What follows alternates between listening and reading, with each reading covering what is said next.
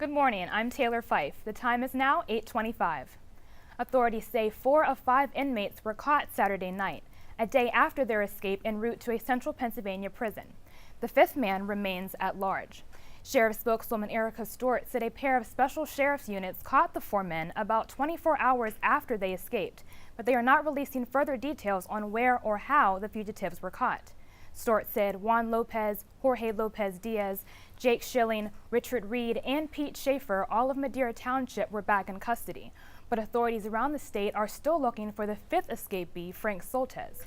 The men were being held on various charges, including attempted murder and armed robbery.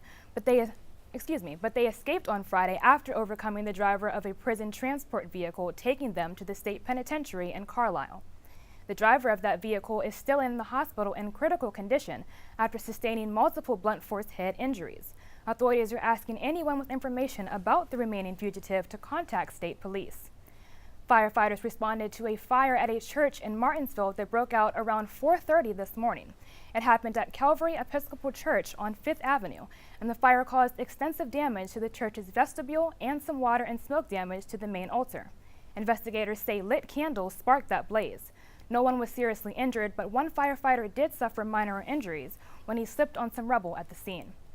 The Pennsylvania Department of Motor Vehicles said Saturday that it is investigating a potential security breach of its credit card processing services.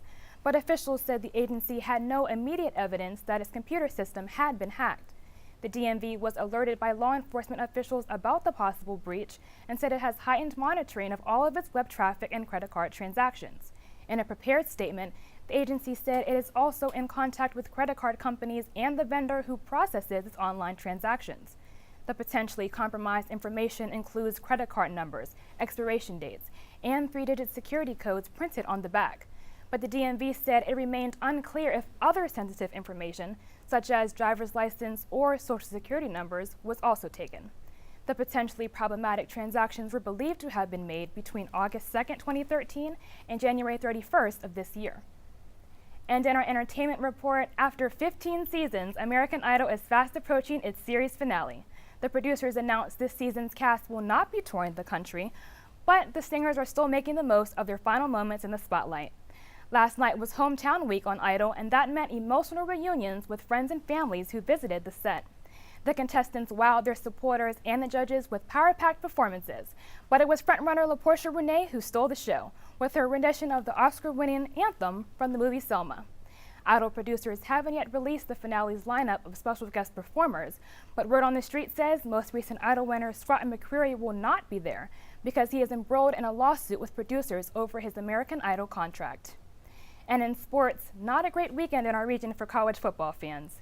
UConn beat Pitt on Saturday 24-17 for its first Big East win this season.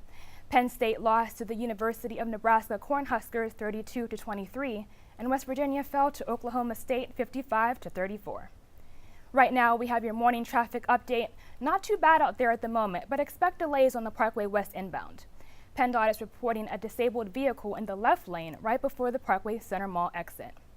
And in weather, a chilly morning gives way to unseasonably warm temperatures this afternoon.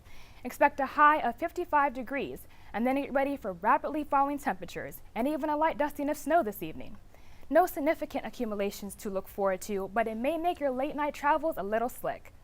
The time is now 8:29. Stay with us for a preview of tonight's Pirate season opener, and join me, Taylor Fife, for another news and traffic update at the top of the hour.